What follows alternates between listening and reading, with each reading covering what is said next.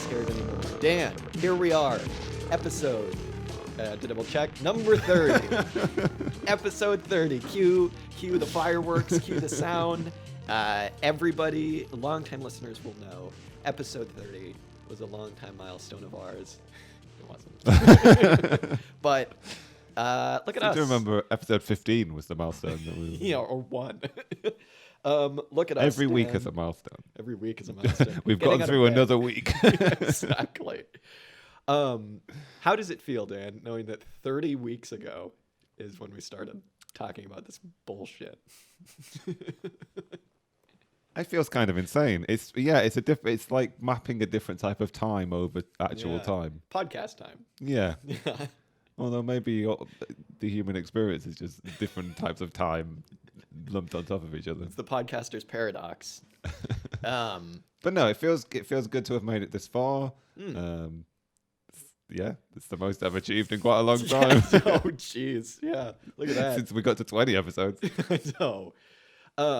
This was a pretty rockin' last 10 episodes, I think. It was funny because, we went into it with a bit of a plan, and that kind of went out the window pretty quickly. But at least those first few episodes, we had a plan, and we kind of stuck to it. And I'm proud of us. I think that's what I'm getting at, Dan. I'm very proud of us for 30 episodes. Yeah. Before you can follow through on a plan, you at least have to have a plan. Yeah, exactly. So we've proven our ability to do half of that. Yeah. We had a plan at one point. Yeah. At one point. And the fact that the plan was not necessarily followed through was not catastrophic. It was not catastrophic. Yeah. If anything, it widened our horizons. It allowed us to read some things that we might not have read otherwise. I mean, I say that we read like Ralph Miliband, we read some Philip Bonner, but it was great. It was really, really great. The listener may not know. Ooh. We have something of a tradition. Yes, we do. And given that we've got to 30 episodes, we've been going for a little while now. I think we're allowed to have traditions. I think so. I think we can officially call it. Once it gets to the third time, it can be a tradition. An auxiliary statements tradition. Said tradition is that when we get to the episode with a zero. The episode with a zero at the end. Every 10th one. I was trying to find a better word. Decimal episodes? Every 10th? Every 10th episode? When we get to every 10th episode, dear listener, we have taken to reviewing the previous 9 episodes. For some reason, I'm not entirely sure. Usually so that we can take a week off reading something. Yeah. Ostensibly read something else. I haven't done any other reading this week. Right. Something big. One of these days, we're going to read another book. One of these days, we're going to promise something big and then actually deliver on bigness. Exactly, on the bigness. But I think it still feels worthwhile to follow through this tradition. Yeah. To collect our thoughts, to see where we are. It's kind of a retrospective, but looking forward, it's asking ourselves potentially the question, what's the point? Where have we gotten? How are we feeling? Yeah. We're reading the room, checking. It's a vibe check. It is a vibe check. What we're trying to say is every 10 episodes we do a vibe check. Yeah. All right? Yeah. And we found ourselves as lazy as we were last time. Yeah, exactly. Yeah. And just as ignorant. Which is presumably why people listen, right? That must be our endearing ignorance. We say just as ignorant. I'm sure I said some extraordinarily ignorant things in the early episodes where we talked about Corbyn and stuff that I like to think that I wouldn't say now. Maybe I would. I don't know. Who knows? So okay, we're measuring growth. We're measuring growth, yeah.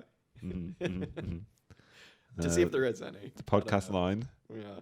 Trending upwards. Yeah. I will say, last 10 episodes, huge milestone, as we all know. We finally finished. Let's just say, first things first, we finally finished the Ralph Miliband. We did it. The book that started it all. That was part of the last 10 episodes. Yeah. It took us kind of 6 episodes to do. There were 5 parts, I think. Maybe not. No, that's not true. I don't remember how many there were. I think we did 5 episodes. There were 5 chapters. Okay, gotcha. Yeah, but the introduction was episode 1. Are you sure there weren't 6? Because wasn't Class and Party 5? And then Reform and Revolution was 6? I don't know. Whatever. Cut this. We made it to... We finished the Ralph Miliband book. And I think that will be an interesting, once we get to actually talking about everything, a little review, it'll be interesting to have used that book and use Miliband's thought process as a way to kind of measure our own. Yeah. And it'll be interesting to see kind of what we came away from that book thinking, how we thought about it at the beginning, and just have a good time. I think that's all we're trying to do. Yeah. I suppose in that, like, we started with that book, and it was a very interesting way for us to engage with certain, like, basic Marxist pieces of terminology, to interest ourselves to, I suppose, a Marxist literature, sort of orientate ourselves apropos a politics that might be described as Marxist. Even trying to define what that might mean. Yeah. That big word. But I think we're also at the point where I think we want to critically engage that book, even if we haven't done so yet. I think we did a little bit of that. Yeah. I don't know whether maybe it's quite a quite daunting prospect. We might want to we might need to I don't know. I'm wondering whether we need to break with Ralph? Milibandism. Well, we'll get there. If we need to break with Ralph, we'll get there. Couple of things to bring up really quickly. In our second episode number 2, I should say, I think, we came across Ralph Miliband by way of an article in Tribune magazine. And it was an interview with Jeremy Corbyn, and they started off by saying, your good friend Ralph thought that the Labour Party could never be used as a vehicle for socialism. And then Jeremy Corbyn kind of gave a very, like, politician's answer to that. But Dan, I think to start us off, I'd like to get some of your takes from the most recent election. It's funny, right? Because I think I've certainly gone from, like, seeing Labour lose under Corbyn and being like, oh God, the world's gonna end, to now I'm just like, they lost Hartlepool. What are you gonna do? The Tories are winning again. Suck it, Keir Starmer. So I'd like to know, after this weekend, how are you feeling? How are you feeling about the Labour Party? Are you going to stay, Dan, in the Labour Party? Well, first things first, it was funny to think back on that episode 2 to think that I was invested enough in Jeremy Corbyn to be disappointed in his answers. I know, yeah. I don't think I'm invested enough to be disappointed anymore. That's a weird feeling. Yeah, really weird feeling. Yeah. I'm still a member of the Labour Party, and partly it just sort of feels like it took me a long time to join, and so it will take me a long time to leave. Sure. Initially, when the left, quote unquote, failed to retain the leadership of the Labour Party. My thought process was, well, if the Labour Party was a vehicle worth engaging with and being in, I was at least unwilling to take up the position that it was only a vehicle worth engaging with and being in because it had a nominally left-wing leader. Yeah. I felt like maybe I just wanted to vindicate myself. Yeah. Or I wanted to feel like I hadn't just jumped on a bandwagon and would rather have thought that I had some sort of deeper tactical understanding of what it was that I was doing. Sure, yeah. I suppose if it was the case that I did have some aspiration or some sense of there being a tactic in relating to the Labour Party, it was one that was based around attempting to do something like build a broad-based social movement, a movement of political activists who were also embedded in their communities, people who were willing to represent a certain type of politics in everyday life. Yeah. And I was sort of taken with the idea, partially I was taken with the idea that it might be possible to build some kind of mass party which had roots in society. Yeah.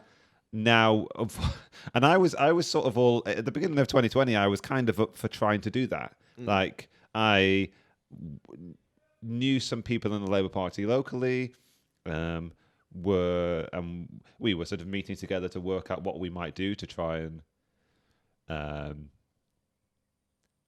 I don't know, sort of put an idea like that into practice. Yeah, I suppose. Sure. And then there was some tragedy in that one of our local councillors died, which is quite sad. and then the pandemic came along, and my reaction to the pandemic was, well, I don't want to do Labour Party stuff over Zoom. It was just like I cut myself off entirely from it, and have not sort of considered going back. So it's kind of like events intervened to make me never try out this hypothesis. Not that like that makes it sound a bit like I feel like I feel so. I've got such a high praise for my own the potential contribution I may have made that it might have actually made a massive difference. But obviously I haven't. But it's strange because like I don't feel that feeling anymore. But also it's not been an active process of breaking. It's just been a sort of like it just kind of ebbed. Yeah. I mean, the excitement was there. I remember in that episode, that was what we were really excited about was the well, not excited. I mean, that was the idea that we clung to about Corbyn was the idea of the community organizing and everything. And that's kind of gone. Yeah. And that, and I mean, like they're actively trying to purge that. Yeah. From the current leadership of the Labour Party is actively trying to reduce that tendency or the influence of that kind of tactic. Well, I mean, but it's funny to watch it backfire on them, kind of exactly. Thing. So there is a certain amount of like I don't even know whether it's Schadenfreude or maybe it's just legitimate joy. I don't know. Yeah. At sort of like seeing these people fail.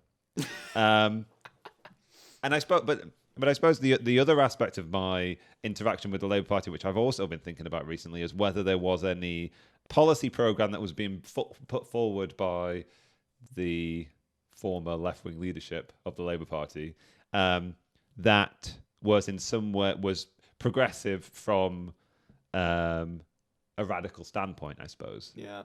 And I suppose this is partly that speaks to my inclination when we were reading the Reform and Revolution chapter of Ralph Miliband to at least feel some affinity with the kind of revolutionary reformism, which is clearly Ralph Miliband's sort of tactical approach, standpoint, analysis of what Marxist political practice might be. Yeah, which was weird why he was quoted like that as just being completely anti-Labor Party in the Tribune piece. But I suppose it's a bit more complicated than that. Yeah, I don't know enough about Ralph Miliband's.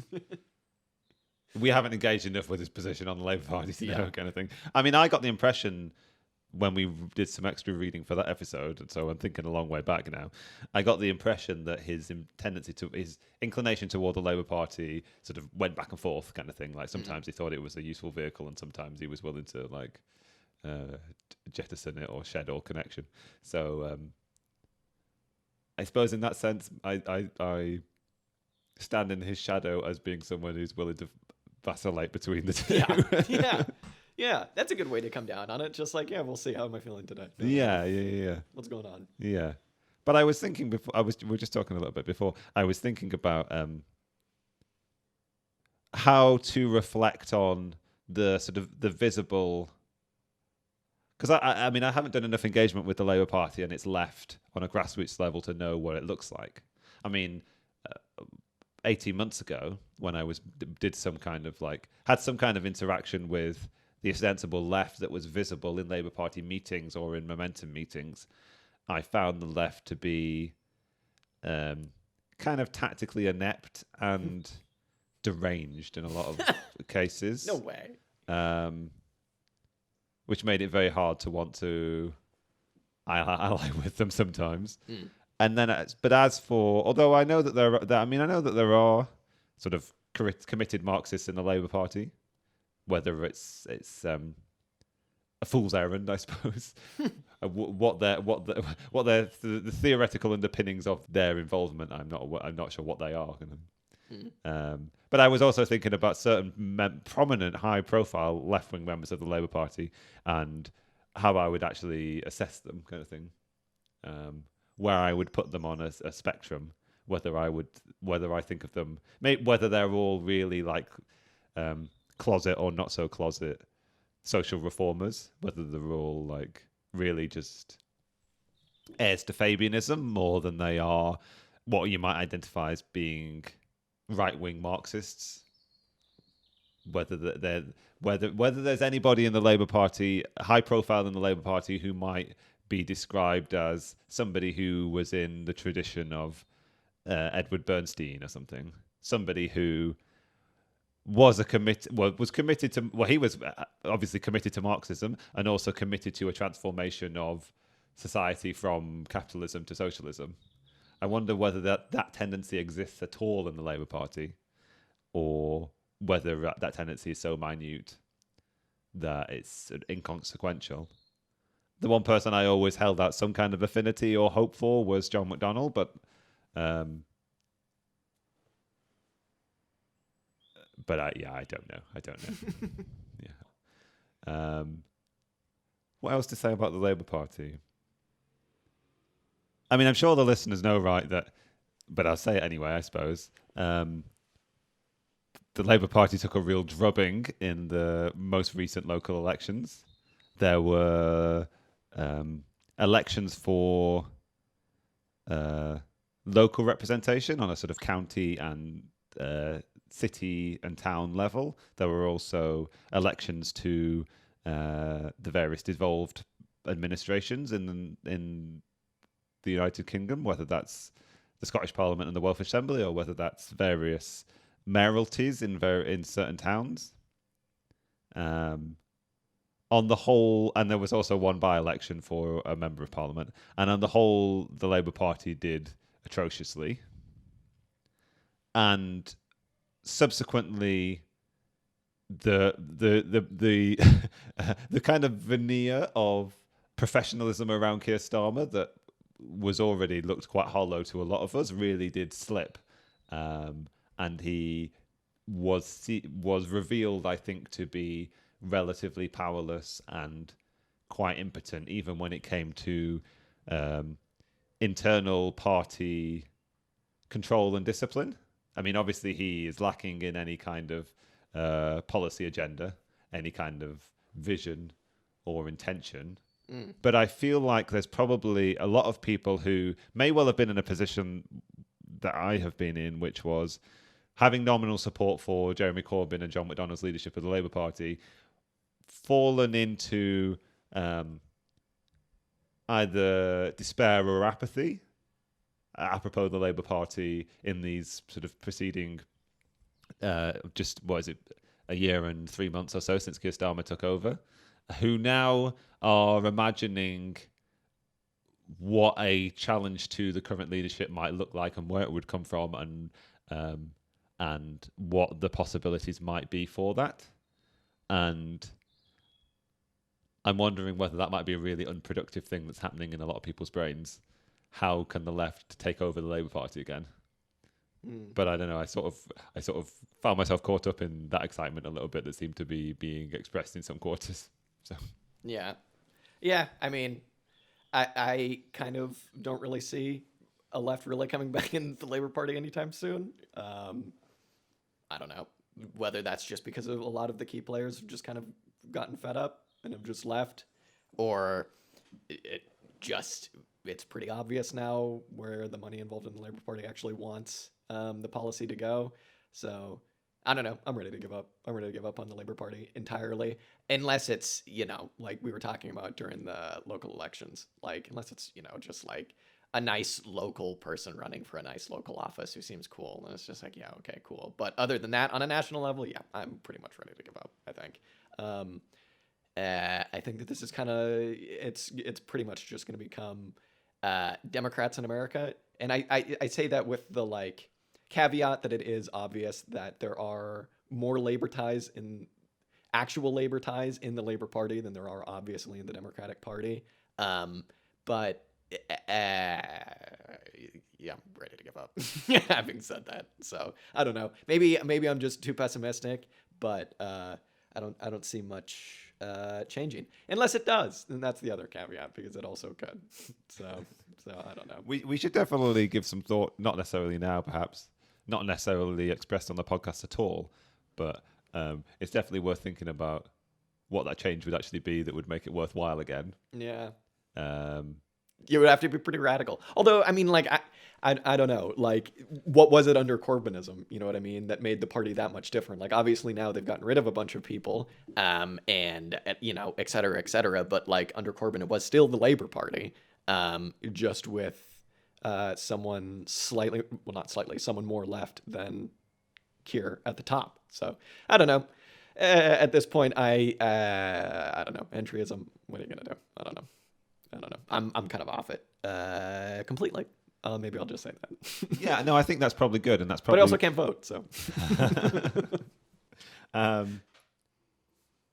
Yeah, I think that's the right take, and I think there are certain things that we should remind ourselves that Labour Party definitely is not. Right?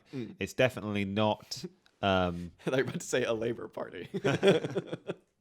Well, I mean, I would be willing to concede that on some levels, sometimes the Labour Party is a party which seeks to represent the interests of Labour, or is at least caught between a rhetorical desire to do that and some sense that that's what it's meant to be, and certain activists in its base thinking that's what it's supposed to do, and also this requirement as a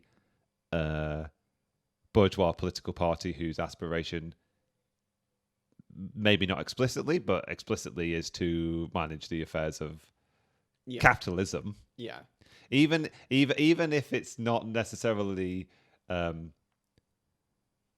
claiming purely and simply to represent the interests of capitalists, it still maintains the status quo of capitalism, kind of thing. Of course. Yeah. And also, it doesn't. As a political party of the form that it takes, it is clearly set up as some kind of like. It takes up a kind of like benevolent role toward the working class. It makes very little effort. I can't imagine if it has an aspiration to empower the working class to take the role of transforming society. That aspiration is very veiled and minimal. Yeah. I mean, you could say and on those same lines that there's something in the Democratic Party like that too, because there are like some activists, or at least some people, maybe even in Congress, who have like obviously not Marxist aims, but like nominally pro-working class policies under capitalism. And I would still neither of those parties, I think, at this point are going to be changes for any kind of massive social change. So yeah. Whether they say that they're pro-working class or not, you know. And even to a certain extent, like obviously what you're saying, yeah, there are people who are, especially in the Labour Party, like up for some social change, but you know. Yeah, we're not going to get the dictatorship of the proletariat by electing a left-wing Labour Party. Yeah, sadly. No. Sadly. Well, you know what, Dan? Let me use this as a bit of a transition.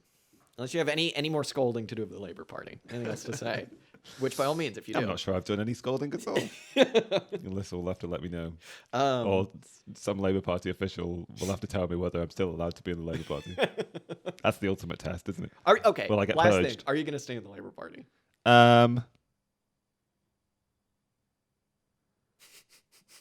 You don't have to decide right now. I think I'm going to have to give some thought to whether it's worthwhile or not. Why? Yeah.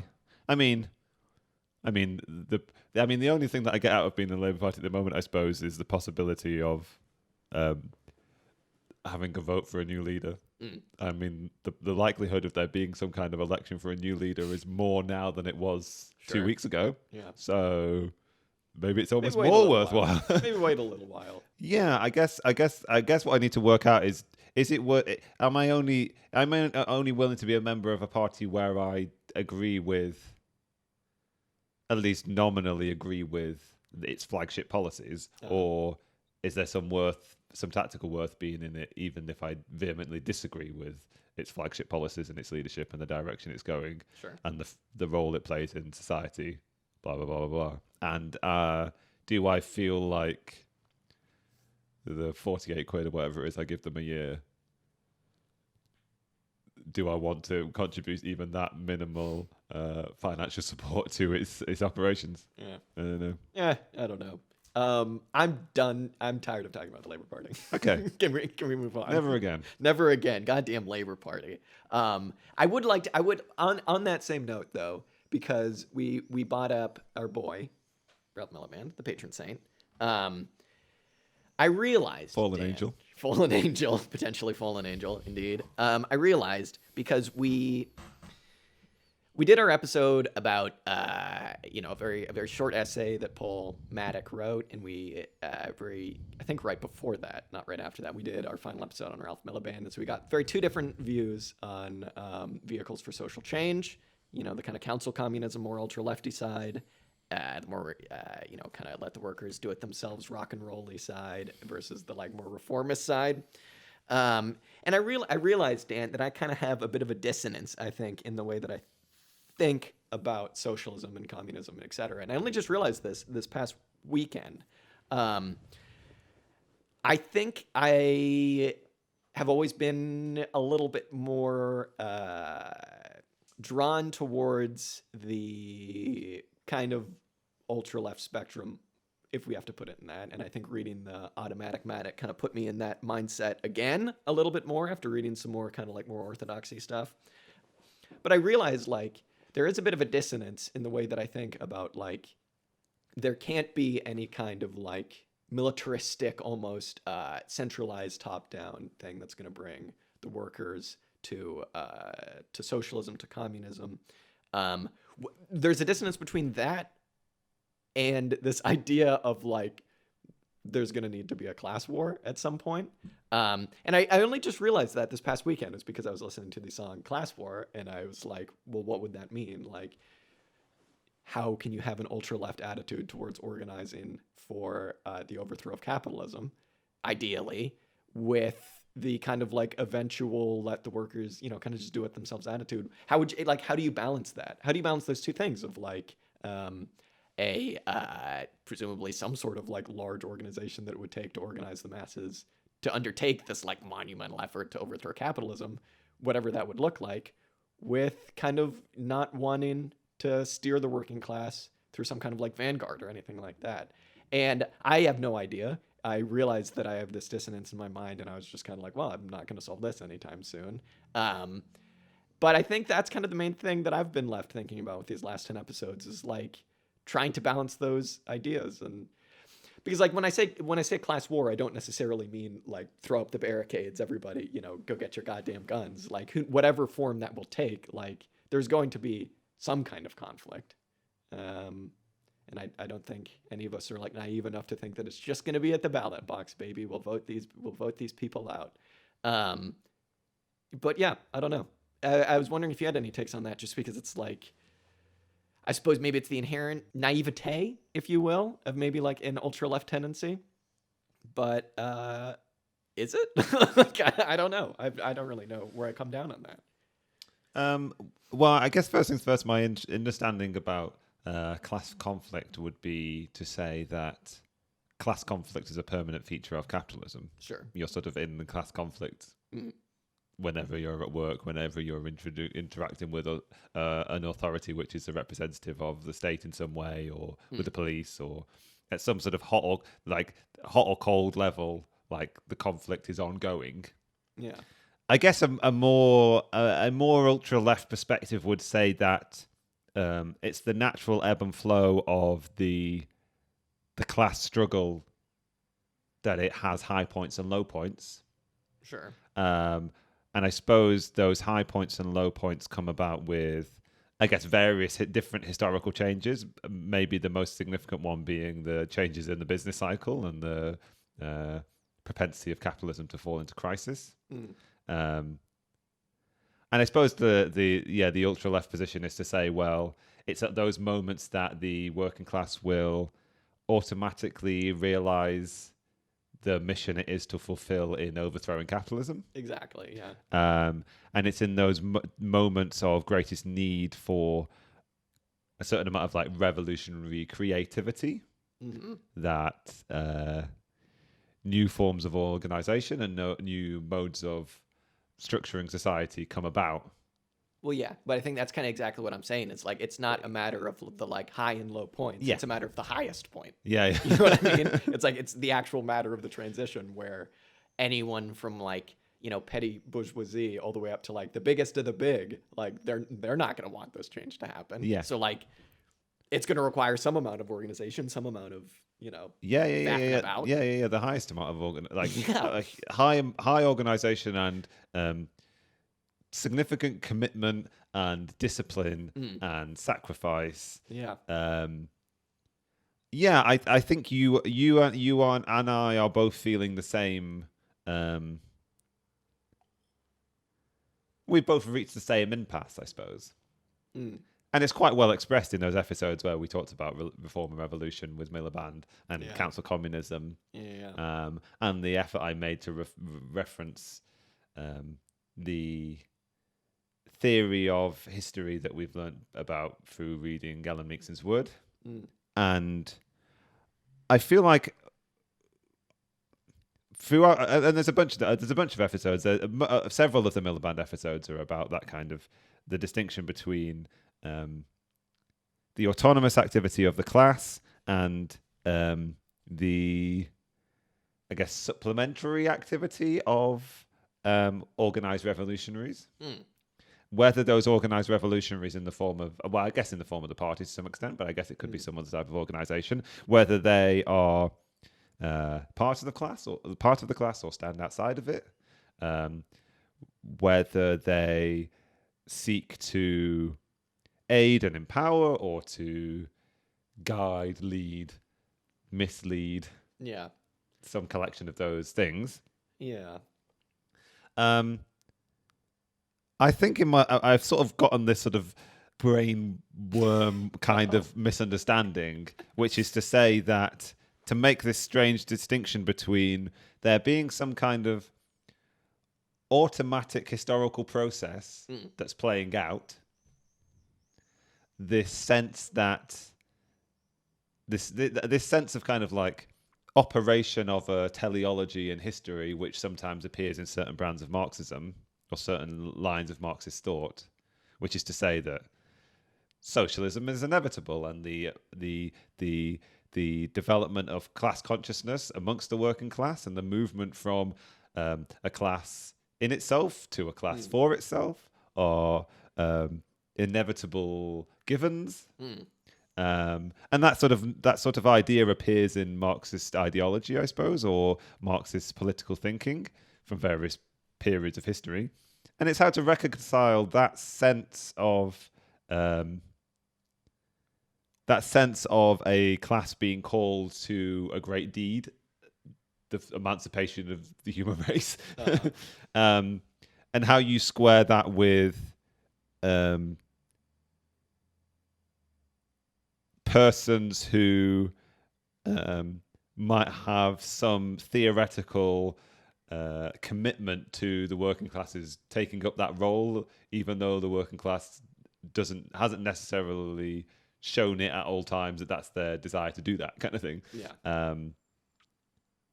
So I don't I don't know where we stand with that necessarily. Well, let me just say before we get onto the conversation too much about like allowing, like, will the working class fulfill its role just as like a natural teleological historical perspective, right? Like, I think from what you were saying, like, I think I've realized that like my question about like it almost is like a militaristic question of like how would this be organized. Again, I think it comes down to like maybe what we can settle on is, and maybe this is just to let ourselves sleep at night and not think that this is impossible, is it's an organizational question.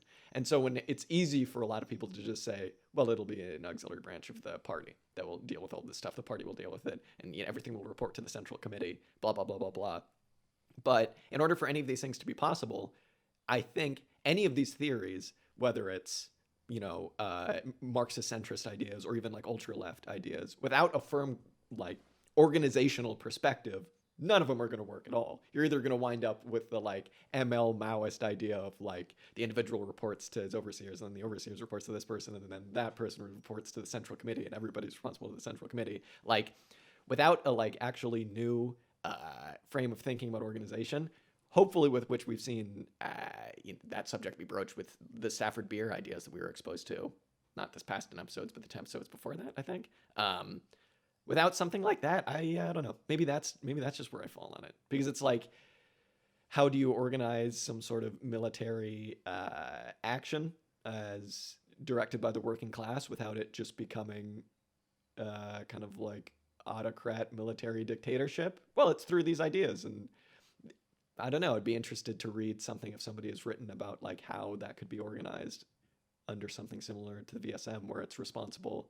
The individual is responsible to the whole, but the whole is also responsible to kind of like the individual and things like that. Maybe it's just a question of that. Maybe that's what we can settle on, as an idea of like, how does this historical role not just devolve into something that is overly centralized and overly autocratic and not going to really go anywhere? Because I think that's the question that I'm struggling with. And it, again, will help me sleep at night if I can just say it's an organizational question and leave it at that. And leave it up to the systems theorists to figure out what that organization might look like. Yeah, I think it's certainly an organizational question, but it also sort of strikes at the core of Marxist political theory and tactics, I suppose, or at least the political theory that's represented by the late 19th century and early 20th century pre-First World War party form represented by social democracy. And I've been listening to the Cosmonaut audiobook of Lars Lee's Lenin Rediscovered, which everybody should go and listen to, and subscribe to their YouTube channel. And subscribe to our YouTube channel. Subscribe to our YouTube channel, but I will say, whoever does the editing for those Cosmonaut videos, terrible. It's fucking yeah. That guy needs to be dealt with by the Central Committee, if you know what I mean. In case it's not obvious, like we know who we're berating, and they don't mind. Yeah, exactly. I'm not actually talking that somebody like that should be shot. That's not what I'm saying. Please. Yeah, our very excellent comrades at Cosmonaut magazine. Yeah. So by virtue of the fact that I've been listening to that audiobook and thinking about ideas both around the tactics of German social democracy and the idea of Marxist centrism, I am also keen to lump together Leninism with German social democracy, and I think I'm convinced of the fact that Lenin was, for the most part, a proponent and a follower of German social democracy. We'll just make it as like the represented by. We'll make everything the post office. That's communism. No.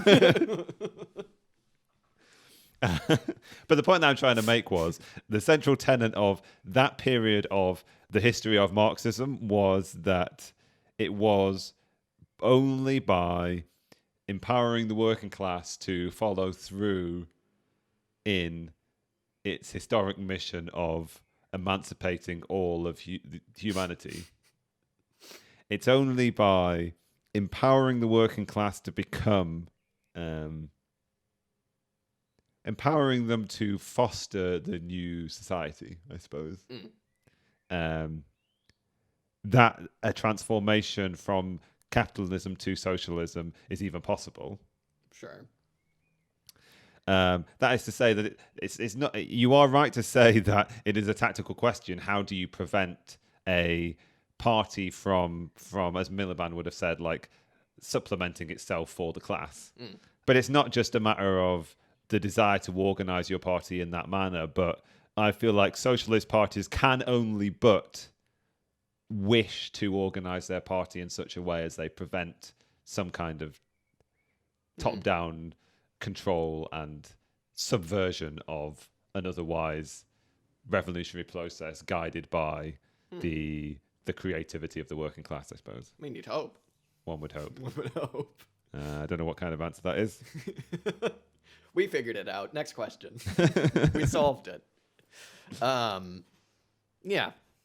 Interesting stuff. I think I have been coming down a lot more on the, like, everybody can kind of say exactly what you're saying, that, like, it is about empowering the working class. That's, I think, something that, like, pretty much everybody can agree on. But it is just a matter of, I keep coming down that it's just a matter of organization, because, like, even with the council communists, for their kind of just flippant, like, just agitate and it'll happen. Don't worry about it. Spontaneity, baby.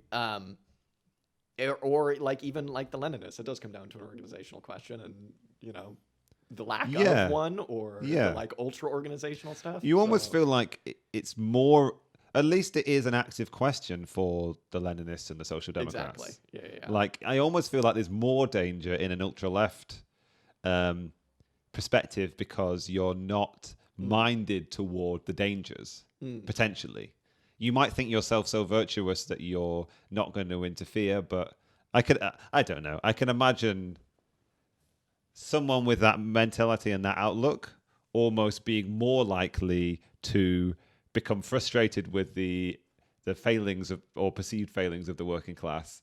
I mean, I don't know. I can't imagine how they would ever get themselves in the position where they would actually do serious damage. But you can imagine them being at least more likely to perhaps burn out, or to become frustrated, or to give up the tactic or the perspective kind of thing. Yeah, which is I think exactly much what better I'm saying. much better to have a way of mediating your interaction in a sort of conscious and in a way minded toward a particular theoretical outlook. I think that's kind of exactly what I'm saying about, like, I really like a lot more the kind of like more ultra left idea of like just taking for granted, yes, it can only be the working class, and that helps the working class. And I mean, that is really great to say, and it's very virtuous. It's almost like virtue signaling, because it's almost like, okay, great, where do we go from there? But I think that's exactly what I'm saying, where it's like, I would love to have that attitude, but you need to have some sort of organizational like behavior to back it up. And if you're just agitating, make sure you're agitating in a way that isn't just like, forfeiting the question. You know what I mean?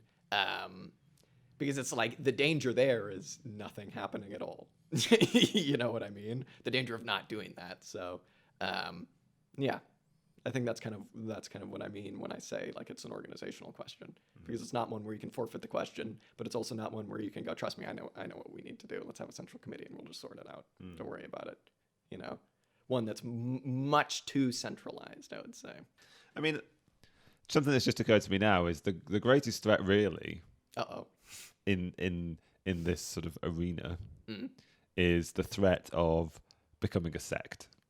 Like that's more likely to happen than anything else, right? Sure. You sort of ghettoize yourself with your little cadre of intellectuals and commit yourself far more to convincing your small group of allies that you all share a certain set of perspective, which you then actually make no effort to meaningfully intervene in the lives of workers. And can we name any organization that isn't a sect currently?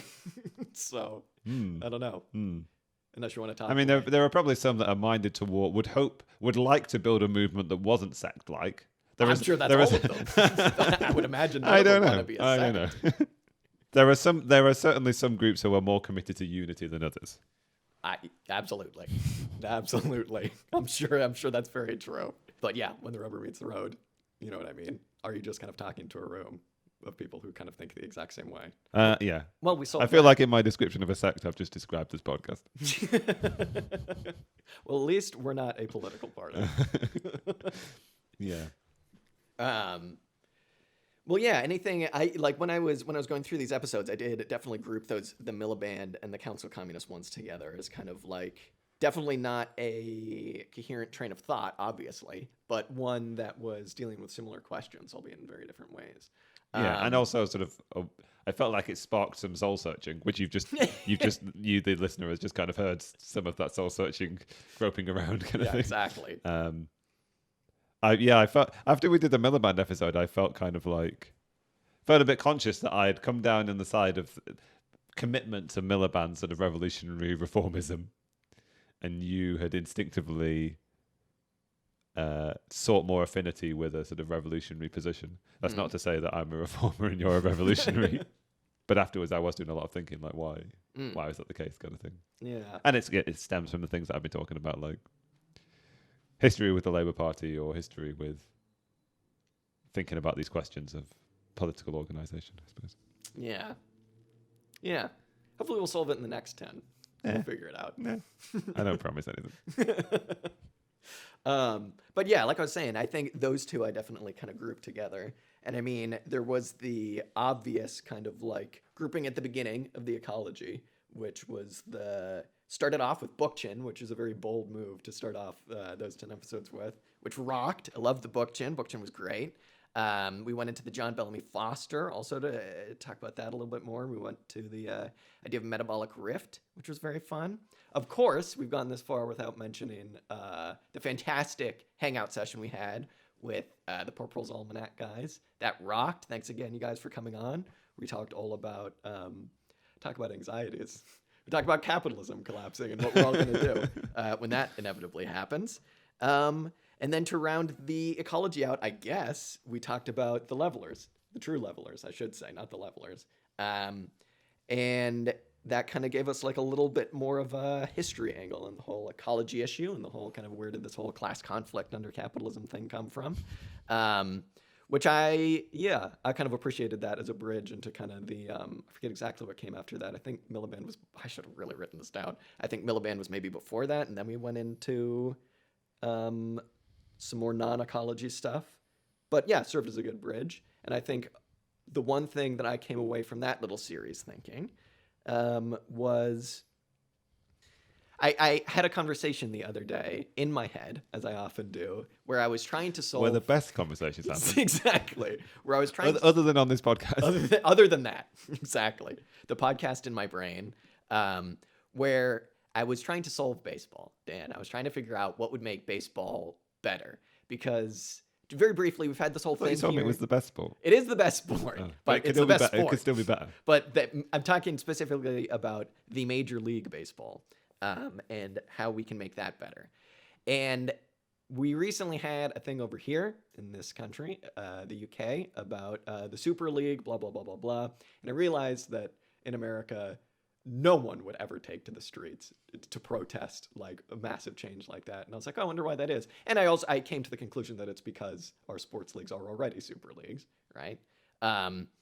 And I was thinking like, well, what would a solution to fixing the baseball be? To getting money out of baseball, to making it not just a game that owners play to make money and not really care about fans, blah, blah, blah, blah, blah. And I was like, oh, well, the solution to that would look a lot like the solution to everything else. It would basically just be getting rid of class entirely. And it got me thinking about the ecology episodes because I was like, generally when I think about a solution to ecological collapse and to environmental degradation, it looks a lot like communism and socialism. Again, it looks a lot like getting rid of class. It looks like abolishing class. And so I don't know. I didn't have much else to say on the ecology episodes other than it's funny when you look at the major problems around the world and the solutions to them often tend to look very similar. And we tend to make a lot of this very complicated. Kind of tends not to be when you're just able to say, well, what would happen if we were to get rid of class? What baseball would be fixed right away, which is I think what I'm most concerned about when we get to our baseball series next 10 episodes. We can talk about that more. We'll become a baseball podcast. We'll become a baseball podcast. But yeah, I don't know. I think that was the main thing I came away from the ecology series, quote unquote, thinking is yeah, obviously how intertwined all of these issues are, from the baseball to the rainforest. Yeah. I feel like it'd be quite nice for me to express a concern I have with the episode we did with Andy and Elliot, which I suppose I tried to bring up in conversation with them, but also it didn't come across quite in the way that I intended, perhaps. And I guess before I say that, I mean, like, incredibly gracious for them coming on. It was a really great conversation. I hugely and highly advocate everybody go and listen to their podcast. It is one of the best. It's one of the best. Very good. Full of really excellent information. And I don't think. Actually, I'm convinced that they would not hold to a certain perspective which I feel like they could be accused of having, which is that there is the only way to rectify or to escape the problems of capitalism is through some kind of collapse and coming out the other side. Oh, sure. The only way to rebuild the new society is from the literal like destructive ashes of the old. But at the same time, it would be worthwhile, I guess, emphasizing that I don't think them, but certainly not us, endorse a kind of perspective which is just simply that, I suppose, that the only way to like bordering on acceleration. Yeah. Yeah, of some course kind not. of a sort of collapse, some acceleration committed to collapse kind of thing. Yeah. Oh, of course not. Yeah. Uh-huh. I think it's very easy to get, when you look at what we're up against, especially in the lens that they are, which is the environment and ecological collapse. And don't get me started on monoculture, Dan, but the loss of the very, very, very serious problem of loss of arable farmland. It's really easy to go, well, the only way we're ever going to get anything done is when this all inevitably collapses, because it inevitably will. And I will say again, I don't think that that's what they think at all, obviously, but it's really easy to fall into that trap, and it is lazy. And I remember in my teenage years, I read a Noam Chomsky book. Well, as most Noam Chomsky books are, they're just interviews with him where they slap a title on it. But it was called Optimism Over Despair, and the whole book was him talking about, I might have brought this up on an episode before, but the whole book was him talking about how horrible things are, how bad things are. And then the last question is like, so why do you want to call this book Optimism Over Despair? And he's like, well, what are you going to do? Be pessimistic? Suck it up. You know what I mean? It's basically what he says. He's just like, you're just going to let the bad people win. And so it is, to have that frame of mind would be lazy. And of course, we don't endorse that. But it's almost just a way of dealing with anxieties when you take the big picture look, because it's just like, oh, fuck.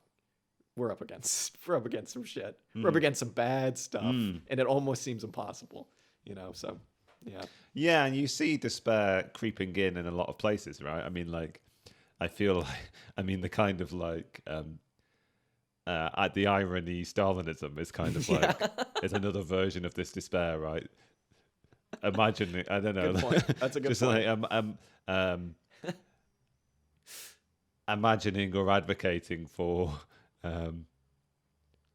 some kind of like dictatorial control enforcing itself, kind of thing. I guess that's the only. Well, there are certain other responses, I suppose, but that's kind of a version of a power from without coming and correcting things. It's the same as the kind of like the meme commitment to sort of a joke version of Posadism and the aliens coming from without and fixing all our problems kind of thing. Yeah. I think the fundamental message of socialism that we haven't ever really articulated is that like we have the capacity and ability to change the world for the better.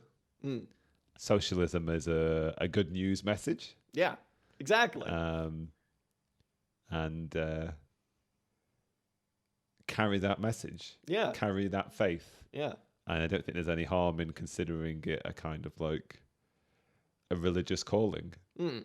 It's hard to face down sometimes how insurmountable the task is. Yeah. And how we console ourselves and comfort ourselves. Yeah. I can't tell entirely. Yeah. But doing some kind of good. Yeah. Whether that's just podcasting, hopefully that counts, because if it doesn't count, for a rough one. I heard somebody say once that both optimism and pessimism are both a form of abdicating responsibility. Like either things will turn out good or things will always turn out terribly. Is advocating an idea that you have any control over that at all. Yeah. And I think the only thing we can meaningfully advocate for is some kind of faith in our ability collectively to meet the challenge that threatens to swamp us most of the time, which is, as Jack says, like the environmental collapse or the war, the war thing, the whole the forever war, or the continuing myriad social crises that threaten us, or the stop. I think I'm triggering Jack's anxiety. Please. Yeah, it's funny. I've been thinking a lot about the balance between the individual and the collective, I suppose, class, when it comes to having these, having a take on Marxism and being a Leninist, being an anarchist, being a left comm. And a lot of it, I think, comes down to this kind of idea of like, what would be best for the class versus what can you do? right? Because it's like, yeah, it's so easy to just be like, we need to do this, we need to do that, we need to have a workers' party, we don't need to have a workers' party or not. But it's like where the dissonance comes in is like, what can you do right now? And that's not something I think that anybody can really balance, obviously, because it's not like one person's job. We hope it's not one person's job. But yeah, it can be hard to balance those two things. When we get too much into theory, you can get too swamped down into like, what do we all need to do? These idiots, if only everybody would listen to me, versus what can you do? And when we look at a social science like Marxism, which relies so much on the collective, on the class, it can be hard to come to terms with that as a singular person, as we all are. Yeah. So, yeah, despair. Oh God.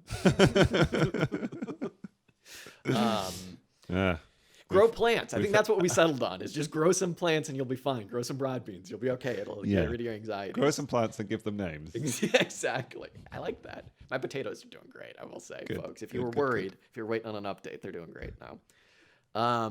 Grow yourself some friends. Grow yourself some friends, exactly. In this alienated world, grow yourself some effing potatoes. Ecology. Do I have anything else I wanted to say on that? I don't think I do, other than that, if someone's going to push me to come down as a revolutionary, as a reformer, as a left comm, as a this, as a that, I'm a goddamn true leveler, okay? And we'll leave it at that. I think we can all agree on that. And I will say, I mean that kind of literally, because Dan and I were talking about recently, I got on a train for the first time in a while, and going through Kent, I was just like, there is so much land not being used right now, and I'm this far away from just camping on it. And what did they say? Digging and manuring and growing stuff on it. We should all be doing that. That's all I'm saying. There's a lot of land that's not being used, and it could be. Minus the digging, of course. Minus the digging, of course. Yes. I guess just manuring. That sounds weird. Dan, would you like to talk about, and I don't know if this is an accurate grouping of our last 3 episodes that we haven't talked about. Philip Fauner, last episode, where we talked about labor, the role of labor in the American Revolution and colonial America, colonizing America. Group that with the Errol Morris, Fog of War, and with the people's favorite episode, the first part of David Talbot's Devil's Chessboard. Okay, you can tell that I grouped these first with the ecology, then with the Marxism and politics, Council Communism and Miliband, and then I had 3 episodes left over, and I was like, yeah, I guess I can group these. I can group these together. Dan, would you like to explain the logical connection between the elements of this Why group? did I do that? I just put U.S. history is what I put as the connection, which that makes sense for the Fauner, kind of for the Dulles. And yeah, we're talking about McNamara with Errol. 3 kind of distinct, maybe 2 distinct epochs of American history, but both where we see the thread of labor. Perhaps not so much in the McNamara one. That one was just like, wow, wasn't Vietnam crazy? Wasn't World War II crazy? But yeah, I don't know, I suppose what I got from those. America, ... the great Satan, ? Perhaps, is what I got from those. Yeah, I suppose we really only had a class analysis in the Fauner. Yeah, I don't know. I don't know if I have much else to say on that. Had a blast with the Dulles, that's what I'll say. Yeah, we finally read the book. We'll do some more of it. I'm very pleased that we did. Yes. It was good fun. I don't know whether I recognize that grouping. Although they were tacitly connected, weren't they? I wonder whether there's any reflection to be given on something you said when we were reading The Devil's Chessboard, when we talked something that we talked about in that. And something that I realized this week when I was trying to explain to someone some of the themes of this podcast, that they might come across as a little stale and boring sometimes. I wonder how we still reflect on the idea that there were some bad guys out there and you can identify them as villains. Yes, very much so. And one way of building a narrative and advocating for change and developing a description of capitalist society is to highlight some of the most excessive, most villainous, most visible, most debauched, most perverse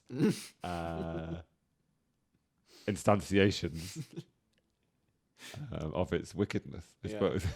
Yeah. Maybe that's the through line.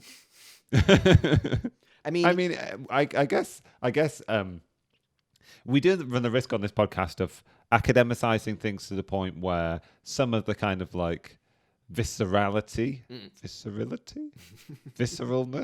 is lost. Yeah. Where I sometimes wonder how concrete a critique we're making of capitalism, or how comprehensible or understandable it is, even to you and I, let alone anybody listening. And it's sort of something that we could spend more time doing or highlight more often. Some of these more visible. I don't know. I'm wrong. We all know it sucks. Capitalism sucks. We all have to live under it. We all feel ground down. We all feel belittled. We all feel alienated. We all feel like we're not fulfilling our potential. We'd all like a rest. That's what it's all about. Yeah. Just having a rest. Yeah.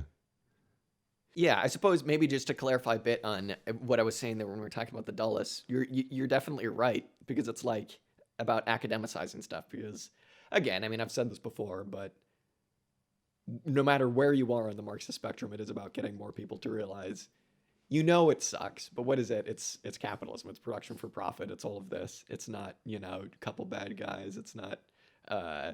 What it is the system acting exactly as it should. You know what I mean? And so I think that what we were trying to do with the Dulles episode was make it more real, make it more understandable, make it more interesting, and make people who would perhaps already be interested in these stories about the CIA and about all this, cloak and dagger, like, whoa, they did what in Italy? They did what when? They killed who? Is to make that visible for what it is, which is, again, the system acting exactly as it should and not any kind of aberration. But also, like, if you already understand that, they're stories that are just mind-boggling. And I'm not going to say they're fun, because they're obviously the worst stories of all time, and a lot of people, millions and millions, perhaps even billions of people have suffered because of these individuals, but they're fascinating, these stories about how things actually work, because we all know, the way that capitalism functions and the way that it separates these classes and the way how capitalists extract surplus value, et cetera, but to actually see it on the ground, to actually see, well, how do peripheral countries become peripheral countries? How does the core operate? It's wild. It's effing wild. So yeah, that was that. Yeah, I can only but endorse that clarification. Yes, you're quite right. Yeah. Same thing, kind of, with the McNamara, because he's just such a weird little nerd that it's just you can't help but just be fascinated by that guy. Still don't know if I've come down. Yeah, he was evil. I think that's pretty fair to say, but it's also such a weird kind Was he of evil, or did he just do evil? Yeah, I mean, I think I would like to say that he just did evil, but how can you possibly say that someone who... At a certain point, when you've done a certain amount of evil, yeah, it's all you right, can only be but evil. Yeah, it's all right. Yeah, how can you call anybody who had any role in the firebombing of pretty much most of Japan anything but evil? Is whether you want to make the distinction of them just doing evil or not, I'm more than happy to call someone like that who was engaged in this imperialist war evil, and I'll leave it at that. You can always set the record straight in 10 episodes. In 10 episodes, yeah, exactly. Wow, I said something stupid. Robert McNamara was the people's hero. And I very quickly wrote down the 2 capital episodes that we managed to get to as well, which were just the discussion on exchange value and then commodity fetishism. I mean, obviously the through lines there are very obvious. It's a discussion of a coherent book, so go figure it out for yourselves. But yeah, not much else to say on that. If you want to hear our takes on capital, I would say just go listen to it there, because I have no real interest in getting back into it now. Unless you'd like to hear me talk about coats and linen. Yes, we can again if you'd like, but I'd like to stay away from that. 10 episodes. Wow, look at that. We did it again. We did it again. Oh my God. And tell you what, folks, we'll probably do it again. 10 more episodes. Yeah, I don't know. Yeah. I remember at the beginning of these 10 episodes in our last recap, we were like, yeah, we'd like to get into some ecology. What would you like to get into? Whether this isn't a promise at all. We'll get into what we get to, all right?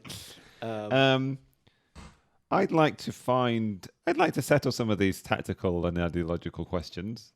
That'd be good. I was about to say I'd like to find some ideological coherence, perhaps. I'd like to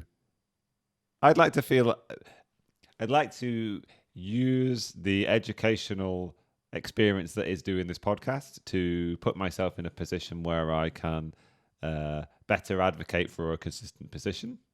If that makes any sense at all.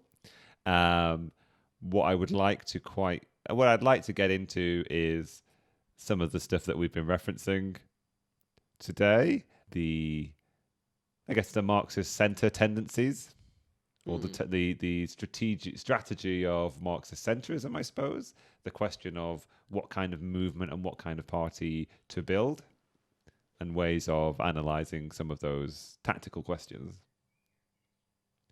Yeah. Ideological coherency. Yeah. We'll check that off the list in the next 10 episodes. I mean, that's never going to happen. For good reason. Who is ideologically coherent? Exactly. I mean, for good reason. I mean, it would be pretty lame if we just read all this stuff and we were like, yeah, I'm still where I was 30 episodes ago. Yeah. You know what I mean? So hopefully in 30 more episodes, I'll be a libertarian. Yeah. Let's be like, it's just the government. The government's the only issue. Yeah. Ideological coherency. Next 10 episodes, I would like to... Mine's a bit more specific. I want to get to part 2 of the book, is what I'd love to do. All right. And... yeah. At least one more chapter of Capital. At least one chapter of Capital. We can promise at least one more. David Harvey has promised that it's going to get better. So, goddamn better. And yes, I would like to, I think, maybe focus some episodes on history. I'd like to talk a bit more history and a bit more like concrete circumstances that people like ourselves have found themselves in more rocky times, perhaps. But also, yeah, I think I asked you about the Labour Party because I'd like to, it's all useful until we, to talk about now. And so I'd like to maybe find some more modern examples of stuff to talk about, which would be good. I've been being very, very anxious, Dan, about as it's been for a very long time, but the degrading situation in Palestine this past week. It's been freaking me out a lot. Just, I think, seeing the images of, airstrikes going off in cities and like actual apartment buildings falling down seemed different. Obviously, this is something that's been going on for quite some time, but yeah, felt a little bit more like, I think maybe seeing the BBC have a headline like, is war coming? Was like, whoa. Fucking scary. Yeah. I could say. It's incredibly sobering, and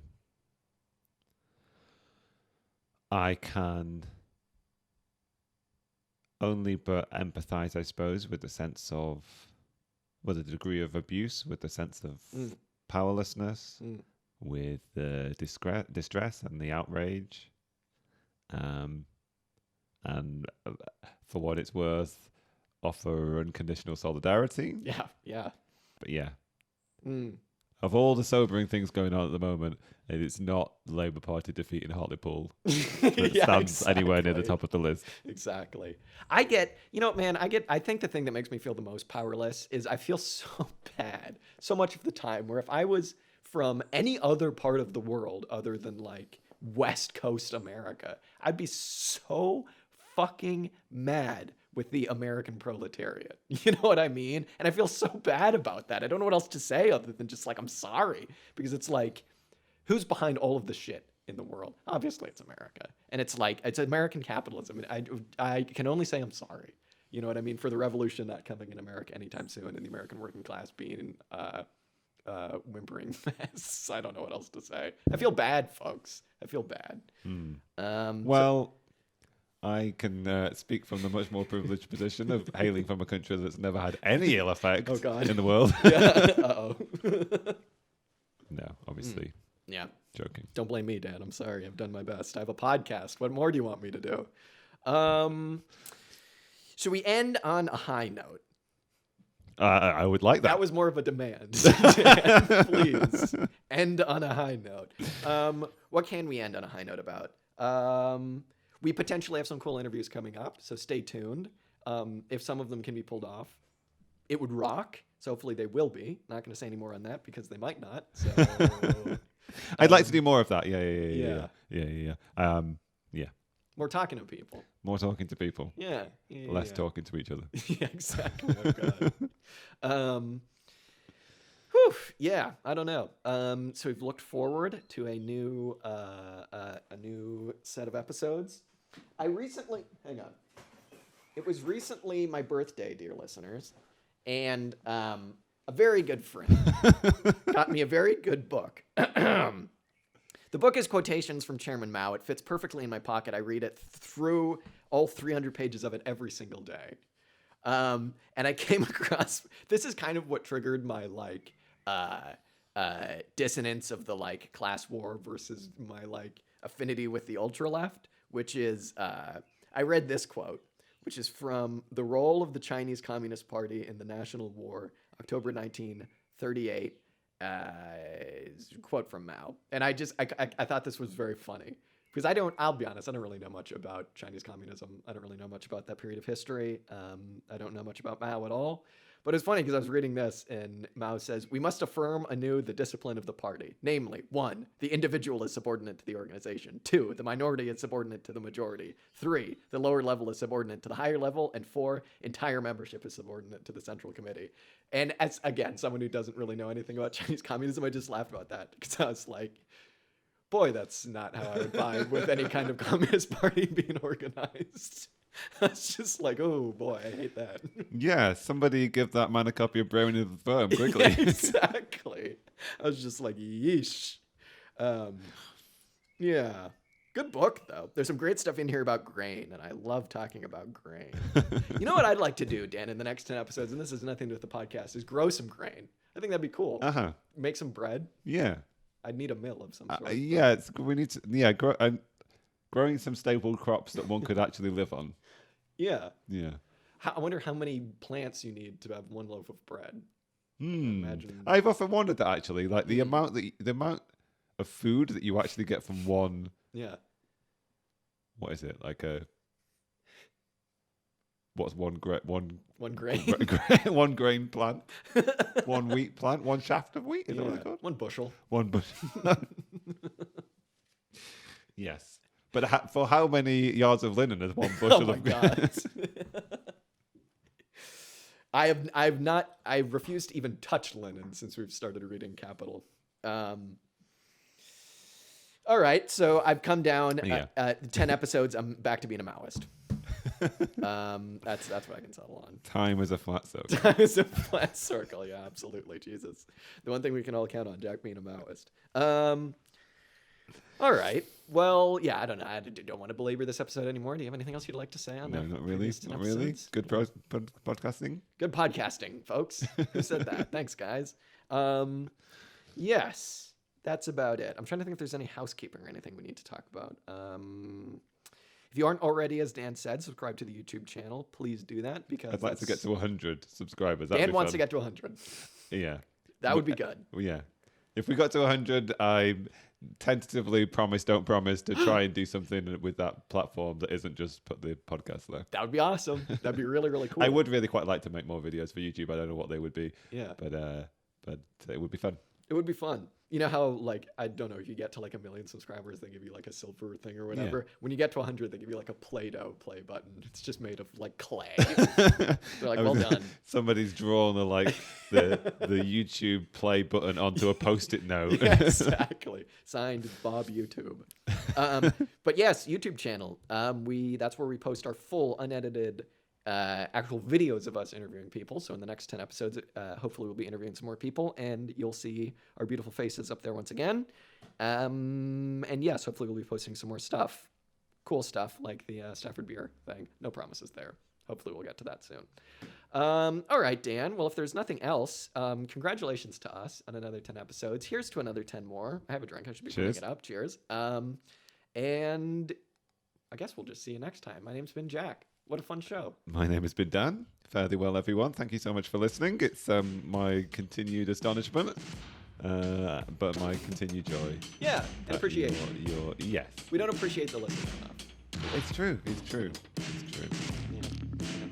All right. Well, thank you very much, everybody, and we'll be back with a full episode on all 300 pages of quotations from Chairman Bucks until the next episode. And we'll see you next time.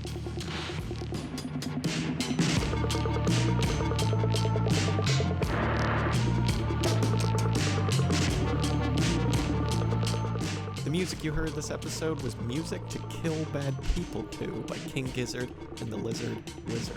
If you like this song, you can check it out and much, much more on their Bandcamp at kinggizzard.bandcamp.com. Be sure and follow us up on Instagram, Twitter, and Facebook. And if you like what you heard, be sure and tune in next week for some more commie discussion. Till next time.